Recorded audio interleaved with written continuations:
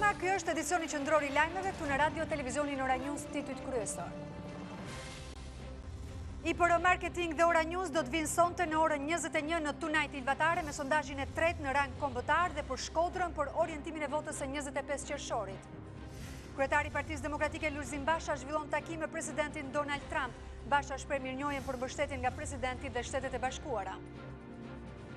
Loja e rrezikshme balena blu përhapet edhe tek fëmijët shqiptar. Adoleshentja nga Gjirokastra rrëfen kurthet e lojës dhe bën thirrje për të hequr dorë prej saj. Pas të rezultatit të zgjedhjeve në Kosovë, Moska shprehet të shqetësuar duke vënë theksin te radikalizimi, por edhe duke akuzuar Shtetet e Bashkuara dhe Bashkimin Evropian për tolerancë. Kongresmeni republikan Steve Scales ka mbetur i plagosur gjatë një stërvitje bejsbolli në Virginia. Agresori ekzekutohet pas ndërhyrjes së policisë. IPR Marketing dhe Ora News do të vinë sonte në orën 21 në Tonight Ilvatare me sondazhin e tretë për orientimin e votës së shqiptarëve në 25 qershor. Sonte shqiptarët do të mësojnë se çfarë ka ndryshuar në mbështetjen ndaj partive politike dhe nëse ato kanë një trend rritës të votave apo jo. Sondazhi kësaj të mërkure do t'rregojë përqindjen e votës për partitë në rang kombëtar, ku ndajnë 10 ditë nga zgjedhjet e përgjithshme parlamentare. Po sonte do të keni mundësi të mësoni se si do të ndahet vota për 11 mandate në qarkun e Shkodrës. Guruja e sondazheve, Antonio Noto, do të jetë në linjë satelitore nga Roma për të thënë të vërtetën më të përafërt për ndarjen e votës së shqiptarëve.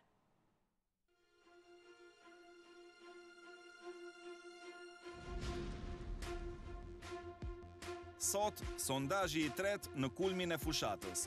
Ora News dhe IPR Marketing. Çfarë ka ndryshuar në mbështetjen ndaj partive politike? A do të konfirmohet trendi i prirjes së votës së shqiptarëve? Sa përqind merr secila parti në rang kombëtar? Pas Tiranës, Elbasanit, Durrësit dhe Fierit, sondazh edhe në qarkun e Shkodrës ku ndahen 11 mandate. Mësoni se si është orientuar vota e shqiptarëve nga sondazhi i tretë i Ora News dhe IPR Marketing, ora 21 në Tonight Ilvatare. Në studio live, Afrim Krasniqi, Artur Zhej, Blendi Ceka, Dritan Hila. Direkt nga Italia, truri i IPR Marketing, Antonio Noto. Ora News dhe IPR Marketing ju thonë të vërtetën për 25 qershorit. Kryetari i Partisë Demokratike Lulzim Basha ka zhvilluar një takim me presidentin e Shteteve të Bashkuara të Amerikës Donald Trump. Pas takimit, kreu i opozitës shpreh mirënjohjen për mbështetjen nga presidenti dhe Shtetet e Bashkuara të Amerikës. Kryetari i Partisë Demokratike Lulzim Basha ka zhvilluar një takim me presidentin e Shteteve të Bashkuara të Amerikës Donald Trump. Në deklaratën e dhënë për media theksues se për Bashën takimi ka qenë i jashtëzakonshëm dhe frymëzues.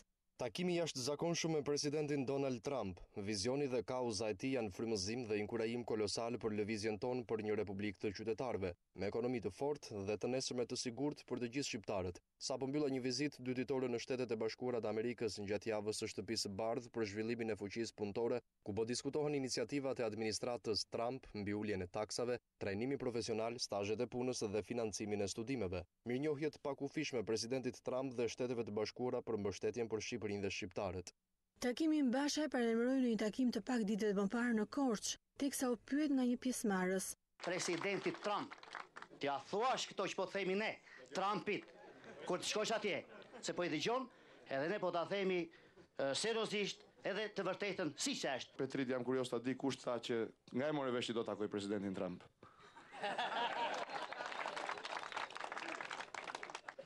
Puna jote nga e more vesh, po mos na i hap sekretet kështu se do mërzitet e drama se se takoj do. Kryetari i Partisë Demokratike ka ndërprerë takimet elektorale ku u nis drejt Shteteve të Bashkuara të Amerikës.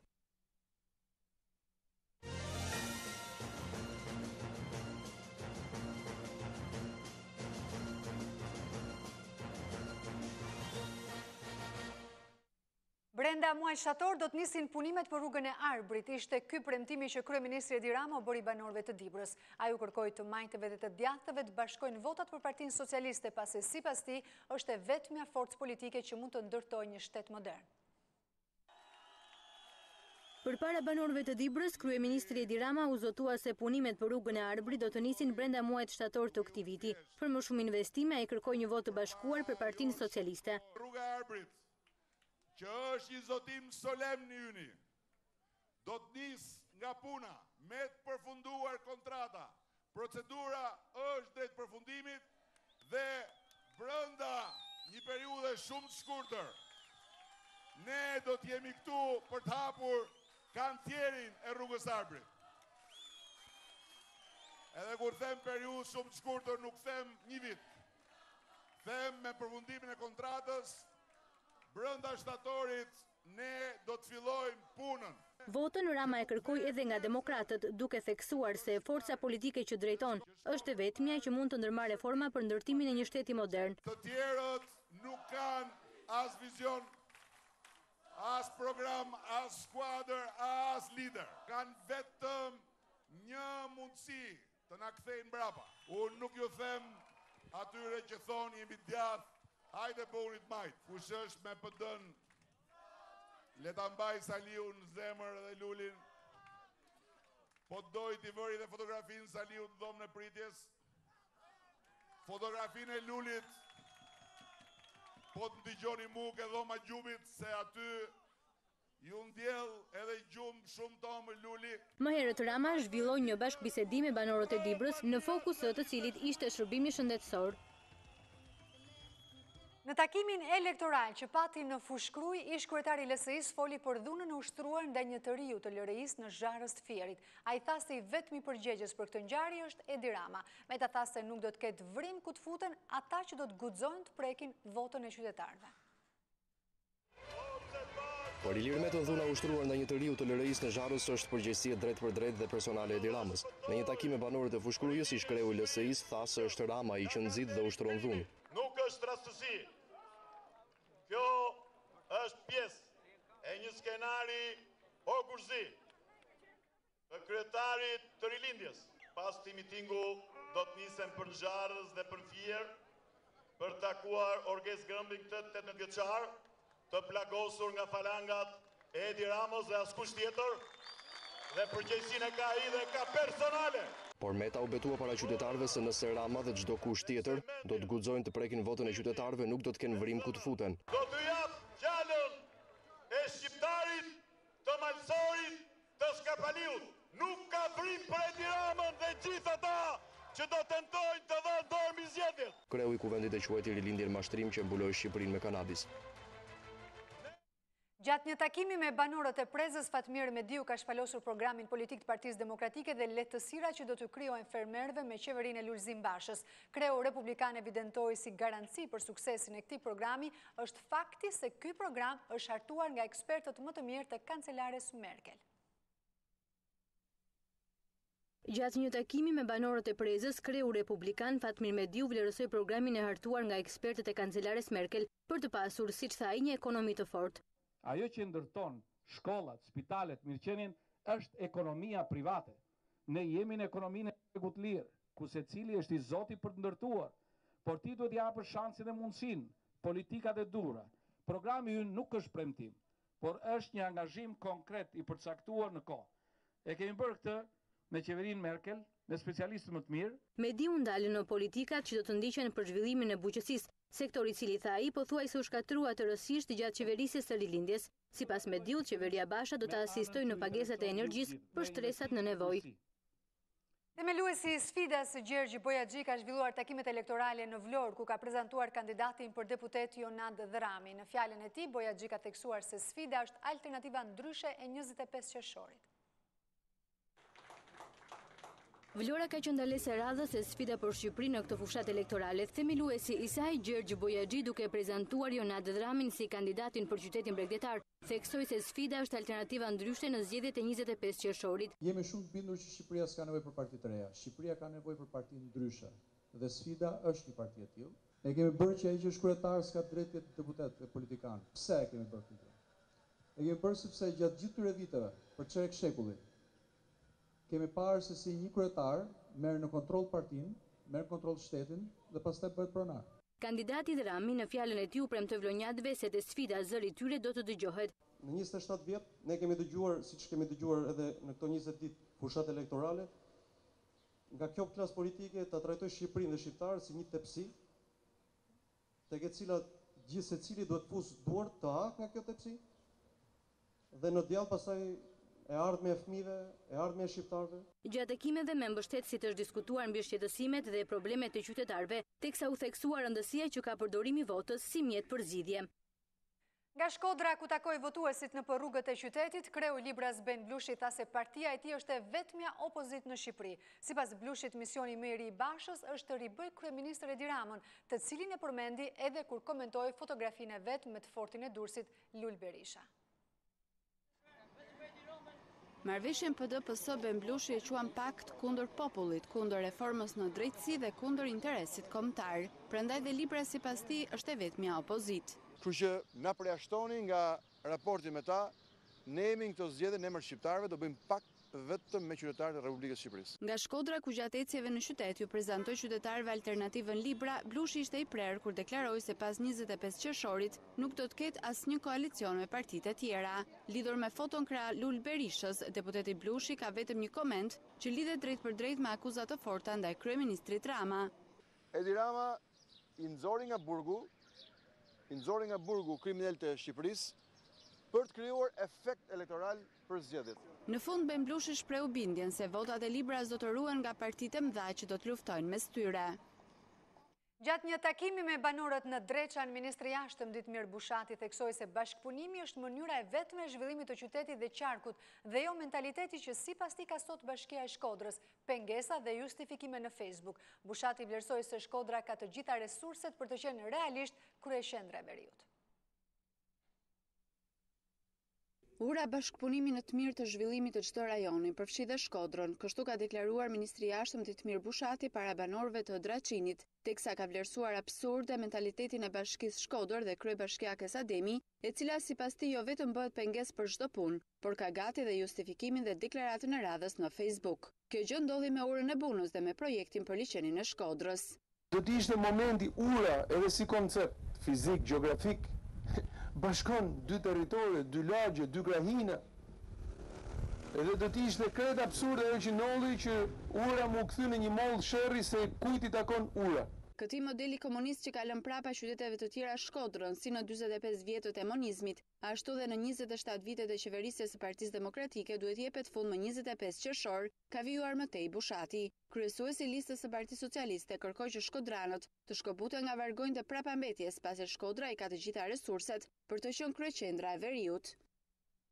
Kryesuesi i qarkut të Durrësit për LSI Lefter Kokaj është rikthyer sërish akuzave për situatën e Ashashit në vend. Sipas tij, LSI gaboi rënd kur i dha shansin Ramës të bëjë kryeministër në vitin 2013. Lëvizja Socialiste për Integrim nuk heshti përballë fenomenit të Ashashit gjatë qeverisjes me Partinë Socialiste, ndaj sot është ballë lart para shqiptarëve. Nga Durrësi, kryesuesi i qarkut Lefter Koka tha se gabimi vetëm që LSI-ja bëri është që i dha shansin Ramës të bëjë kryeministër në 2013. Kush ishte mëkati yt? Se deklaruam që gjithë Shqipëria ishte gjelbruar me Ashash. Nëse duhet të heshtin përgjegjësia morale, do të jetë shumë e madhe. Ndaj sot këtu jemi ballë lart për t'ju thënë, ne s'kemi qenë dhe s'do të jemi kurrë, qoftë në qeverisje, qoftë në koalicion, për të heshtur dhe për të keq administruar qytetin dhe vendin tërësi. Koka akuzoi Partinë Socialiste dhe Partinë Demokratike se nuk kanë program konkret për 4 vjeçarin e ardhshëm. Në takimin me banorët e Durrësit, Koka i ftoi ata të votojnë LSI-n për më shumë punësim dhe mirëqenie. Vetëm pak ditë pasi ka nisur fushata elektorale është shënuar dhe incidenti i parë. Ngjarja ka ndodhur në fshatin Zharrës të Fierit, ku një antar i LSI-s është dënuar nga një i afërm i tij për shkak të bindjeve politike. Situata konfliktuale mes dy partive të majta, PS-LSI, duke se ka nisur të përcillet dhe në bazë mes simpatizantëve të dy forcave politike, duke u shoqëruar dhe me incidente. Një prej tyre u shënua dhe në fshatin Zharrës të Fierit mes dy kushurimve. Orgez Grëmbi ka kallëzuar në polici të afërmin e tij, Agim Grëmbi, se e ka dhunuar. Babai i të riut ka deklaruar pas daljes nga komisariati se konflikti mes tyre ka ardhur për shkak të bindjeve politike, pasi i biri është antar i Lëvizjes Socialiste për Integrim. Vin atje dhe nga smajcunin. Për këtë do votosh ti? Për LSI do votosh ti? Ne të bëjmë këtë. Ishe me dy vëllezër të tjerë. Unë hoqja çunin. Ta heqë çunin dhe mos të shu. Tu çuar ata dy të tjerë. E goditën çunin me levë. Jashtë komisariatit kanë qenë të përfaqësues të palës tjetër, të cilët mbronin versionin se sherrri ka ndodhur jo për bindje politike, po për një pompë uji. Janë kushuri. Ti për çfarë merr çështje politike gjendje? Ore, kupton ore. Ore, unë kam qenë, unë iki që mëngjes, e lodhem atje, erdhën ata. Ka ndodhur për çështje politike gjendje. Ata kushuri. Në lidhje me incidentin reagoi më herët Lëvizja Socialiste për Integrim. Ka qenë vetë kryetari i LSI-s Petrit Vasili, që ka denoncuar ngjarjen duke thënë edhe emrin e autorit të dhunës. Sipas Vasilit, policia e drogës nuk e ka arrestuar kriminalin. Ai kërkon PS-s të distancohet nga kriminalët.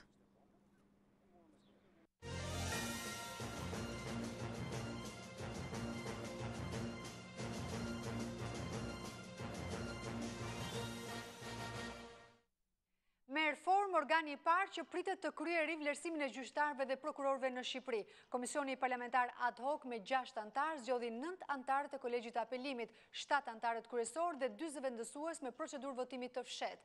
Ndër gjyqtarët e zgjedhur ishin dhe emrat e përfolur si Ina Rama, Albana Shtylla, Sokol Çomo, si dhe Rezarta Shuc, e cila ishte renditur më herët në listën B nga Avokati i Popullit. 10 muaj pas u votua në kuvend dhe pas betejave të shumta në gjykatën kushtetuese, ligji vettingut filloi zbatimin e tij.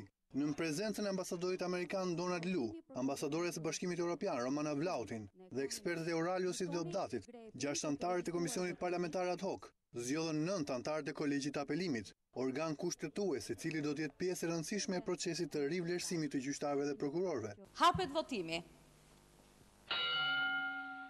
Me votim të fshehtë individual, antarët e komisionit zgjodhen Ardian Hajdarin, Natasha Mulajn, Luan Daçin, Ina Ramën, Sokol Çomon dhe Albana Shtyllën si gjyqtarët e kolegjit të apelimit.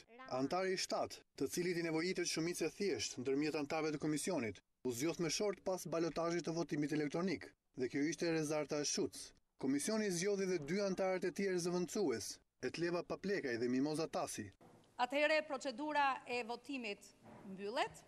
Shumë faleminderit të gjithë pranishmëve, të nderuar ambasador, përfaqësues të trupit diplomatik, shoqërisë civile të medias. Me këtë votim, u mbyll puna e këtij komisioni parlamentar ad hoc. Radhën e ka komisioni tjetër parlamentar ad hoc me 12 antarë, i cili do të zgjedhë me të njëjtën procedurë votimi 12 antarët e komisionit të pavarur të kualifikimit, plus 2 zëvendësuesit, si dhe 2 komisionerët publik, së bashku me 2 zëvendësuesit. Pas përmbylljes së kësaj procedure, të dyja listat me antarët e zgjedhur do të shkojnë në parlament dhe duhet të votohen me 3/5 e deputetëve, ose 84 vota.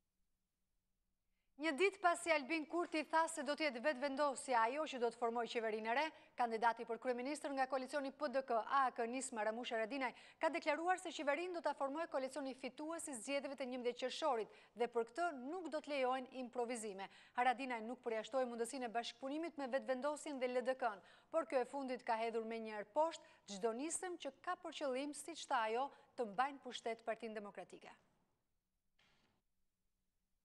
Kandidati për kryeministër i Kosovës nga koalicioni PDK-AK dhe Nisma Ramush Haradinaj ka deklaruar se qeverinë do ta formojë koalicioni fitues i zgjedhjeve të 11 qershorit dhe për këtë nuk do të lejohen improvizime. Referuar këtu deklaratës së një dite më parë, bërë nga kandidati vetëvendosjes Albin Kurti, se do të jetë ai mandatuari për krijimin e qeverisë së re. Gjatë një interviste për Radion Europa e Lirë, Haradinaj u shpreh se mandati është dhënë nga sovrani, dhe sa atij nuk i mbetet gjë tjetër veçse ta zbatojë atë. Kandidati i koalicionit fitues gjithashtu nuk ka përjashtuar edhe mundësinë e një bashkëpunimi për krijimin e qeverisë së re me Lidhjen Demokratike të Kosovës, AKR-n apo edhe vetëvendosjen, duke u shprehur se ka marrëdhënie të mira me këto subjekte politike. Unë kam pas një traditë bashkëpunimit me LDK-n në qeverisjen, kaluam kohën e koalicionit me presidentin Rugova, jam i hafur për të biseduar me ta. Pra është e mundshme. Se kur do të formohet qeveria, Haradinaj nuk ishte shumë i qartë, por gjithçka do të ndodhë pas certifikimit të zgjedhjeve nga Komisioni Qendror Zgjedhor. Ajo që muj me sigurue qytetarët e vendit është se në një afat shkurt kohor pas nominimit zyrtar, pra pas certifikimit rezultate, mendojmë në më pak se një javë do të formojmë qeverinë e vendit. Pas deklaratës Haradinaj, të cilën ai nuk ka dashur ta quajë ftesë, ka reaguar menjëherë koalicioni LDK-AKR, i cili e ka hedhur poshtë mundësinë e përfshirjes në një marrëveshje pas-zgjedhore për bashkëqeverisje me PDK-n, AK-n dhe Nismën. Koalicioni përjashton çdo mundësi bashkëpunimi dhe nuk ulet për të diskutuar me askënd që ka për qëllim ta mbajë PDK-n në pushtet, thuhet në reagimin e koalicionit të drejtuar nga Isa Mustafa.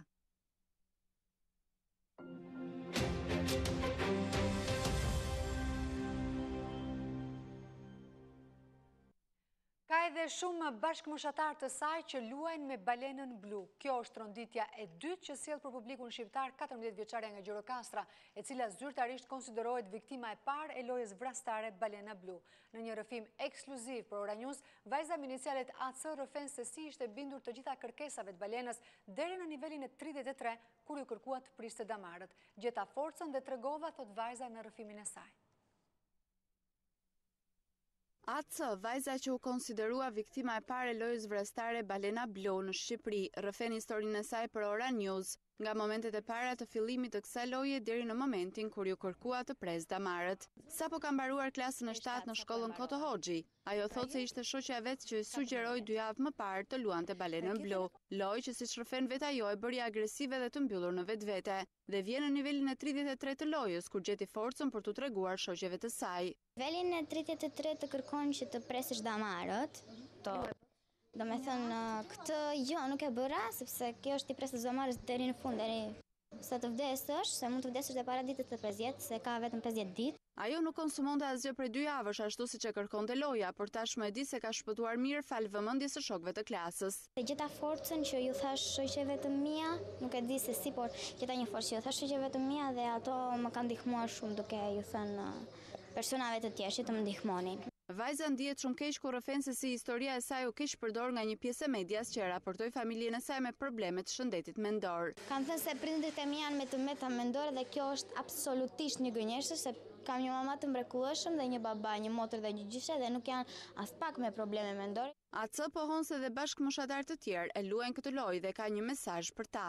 Bie në një farë depresioni që mbyllesh dhe në vetvete dhe je detyruar t'i bësh, të bën kërcënime nga llojet e ndryshme që të vazhdosh lojën dhe mos të dalësh. Prindrit duhet të jenë shumë të kujdesshëm, duhet të kontrollojnë telefonat e fëmijëve, se ju them fëmijëve se ato që kanë dalë janë të gjitha të vërteta dhe vdes vërtet, nuk janë gënjeshtra. Loja e balenës blu, e cila ka shkaktuar vetvrasjen e mbi 100 adoleshentëve në disa vende të botës, duket se bën një përhapje edhe në Shqipëri. Sfidat e balenës blu janë të njohura për fëmijët shqiptar, por frika dhe informacioni ka mbajtur shumë prej tyre larg nga loja më e rrezikshme e momentit. Ndërkohë media duket se ka kryer misionin duke ngritur alarmin mes prindërve për të forcuar kontrollin e fëmijëve gjatë lundrimit në internet për të shmangur rrezikun për të rënë në rrjetën e kësaj loje. Loja e balenës blu nuk është e panjohur për fëmijët shqiptar. Ata thonë se kanë informacione rreth kësaj loje, por frika i ka penguar të shkojnë më tej drejt saj. Ke dëgjuar për lojën e balenës blu? Po, në internet ose në televizor. E kam kërkuar në YouTube, po kështu nuk e kam hyrë. Ta shkarkoj. Po ti ke dëgjuar? Po. Dhe më kanë thënë është lojë rrezikshme, të japin disa sfida dhe ti në qoftë se i provon, kalon nivelet edhe fundi është të idhesh nga kati fundit një pallati të marrësh çmimin. Kërkuar në internet të lojën? Jo. Që e di që është e rrezikshme dhe nuk e kam kërkuar. Po, kam dëgjuar nga shokët për këtë lloj loje, me sa di është e rrezikshme. Ti e ke kërkuar vetë në internet, ke pasur kuriozitet? Jo, as nuk më shkon mendja hiç. Prindrit pohojnë se kanë marrë informacione nga media rreth lojës së rrezikshme të balenës blu. Përballë këtij kërcënimi, ata thonë se i mbajnë fëmijët nën kontroll gjatë kohës së lundrimit në internet. Keni dëgjuar për lojën e balenës blu? Kemi dëgjuar. Ku keni marrë informacion? Nga interneti. I kontrolloni fëmijët gjatë kohës që qëndron në internet? Gjatë gjithë kohës. Shumë nga kohë mos i lejoj të rrinë në internet. Unë i kontrolloj. Kemi dëgjuar me thënë të drejtën, po mua s'para më merren shumë fëmijët me internetet. Pritemi kam kontroll. Në vendin tonë janë konstatuar 2 raste fëmijësh të përfshirë në lojën vrasëse Balena Blu. Loja e rrezikshme e balenës blu është një sfidë për adoleshentët, veçanërisht për ata që ndihen të vetmuar në shoqëri. Psikologu Edmond Dragoti thotë se adoleshentët bëhen viktima të këtyre lojrave për shkak të varësisë dhe besimit që kanë te bota virtuale. Dragoti apelon prindërit që të tregojnë të vëmendshëm ndaj rrezikut që u kanoset fëmijëve nga lojrat virtuale, duke i edukuar ata me modelet e mira në jetën reale. Lojrat virtuale, sikurse është edhe ajo e balenës blu, po bëjnë më së shumti viktima adoleshentët e mbyllur që ndihen të vetmuar në shoqëri. Psikologu Edmond Dragoti thotë se ajo që i mbërthen fëmijët në këtë lojë të rrezikshme është sfida dhe besimi që kanë te bota virtuale. Po sfida e saj është sepse është pikërisht në faktin se administrohet nga administrator të adoleshent të papërgjegjshëm që rrezikojnë jetën e atyre që e luajnë. Mosha që preket më shumë është mosha adoleshente, sepse adoleshentët nga vetë natyra e tyre janë të predispozuar për rrezik. Kjo moshë zakonisht është moshë idealiste që beson tek gjërat dhe aq më tepër realitetet virtuale i beson shpesh. Këta janë përgjithësi fëmijë të mbyllur, fëmijë me fjalë që nuk parahapen në shoqëri, fëmijë që jetojnë realitetin e tyre të brendshëm, vetmitar. Por çfarë shenja shfaqin fëmijët e përfshirë në lojrat virtuale? Ata ndryshojnë sjellje. Ata, për shembull, ju humbet ose ju mungon vullneti për të studiuar. Në rastin kur ata varësohen nga realitetet e tilla, në përgjithësi ndryshojnë shprehjet e ushqyerit, e gjumit, e shumë gjëra të tjera, të cilat bien në syrin e prindit si të qoftë.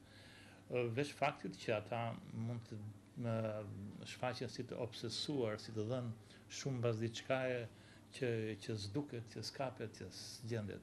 Dragoti po on se fëmijët nuk shpëtohen nga këto kurthe psikologjike, duke i kontrolluar qëndrimin para kompjuterit apo telefonin, por duke i dhënë modele nga prindërit. Nuk është fjala ta kontrollosh, ta detyrosh, ta imponosh fëmijën, është fjala që ta përgatisësh të rezistojë sfidave të tilla siç janë kjo e balenës blu në jetë. Qëndrimi që mban prindin në përgjithësi ndaj jetës është ai që edukon ose që jep një model fëmijës. Në fund Dragoti thekson se varësia nga interneti, nga një e mirë e domosdoshme, mund të shndërrohet në një të keqe të madhe, nëse nuk i vendoset mas. Gjykata e lartë ka dënuar gjyqtaren Majlinda Andrea me 4 vite burg dhe 5 vite heqje të drejte për ushtrim funksioni, por antare e gjykatës së lartë nuk do të vuaj asnjë ditë në qeli pasi burgu ju konvertua në 3 vjet në shërbim prove. Ndërkohë dënim me 1.5 vite burg ju dha edhe bashkëshortit të saj, Edicioni Andrea. Për herë të parë një antar e gjykatës së lartë dënohet me burg për akuzën e korrupsionit. Vendimi është marrë këtë të mërkur pikërisht në sallën ku ish gjyqtarja Majlinda Andrea ka dhënë vendime të ngjashme duke dënuar të tjerë persona të akuzuar. Kolegji gjykues me relator Evelina Qiriakon kanë vendosur ta shpallin fajtore kolegen e tyre për akuzën e korrupsionit duke dënuar me 4 vite burg, dënim për të cilën vendosën pezullimin në 3 vjet në shërbim prove. Për bashkëshortin e saj Edicioni Andrea, gjykata vendosi dënimin me 1.5 vite burg. Qisit Andrea ju hoq dhe e drejta që për 5 vite të mos ushtrojnë funksione publike. Gjithashtu gjykata dënoi nga 1 deri në 1.5 vite burg të akuzuarit e tjerë, Petra Iqdashi, Ilia Çabiri, Eleni Lino. Avokati i gjyqtarës Teodori Sollaku tha pas vendimit se gjykata shfaqi një anshmëri, pasi nuk mori parasysh pretendimet e mbrojtjes. Sollaku paralajmëroi dërgimin e çështjes në gjykatën kushtetuese. Gjithë procesi u bazuan në interpretimet e njëanshme të prokurorit, dhe ato mori përballë gjykata, ndërkohë për sa i përket interpretimeve që të pandehurit dhe mbrojtja dha, ato nuk i analizoi dhe nuk i mori konsiderat.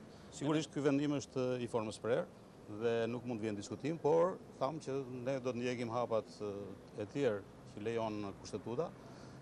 Natyrisht gjykata kushtetuese nuk merret me gjykimin e rastit, por ajo shef elementet a ka shkelje të procesit rregullt ligjor apo jo. Akuza ndaj gjyqtares është ajo e korrupsionit pasiv për marrjen e një rishfeti 50.000 euro për një vendim pronësie në zonën e Butrintit. Prokuroria kishte kërkuar dënimin me 4 vite burg për gjyqtaren dhe 5 vite për bashkëshortin e saj, si dhe sekuestrimin e 50.000 eurove të përfituara nga korrupsioni, për të cilat gjykata e lartë vendosi t'i kalojnë në favor shtetit.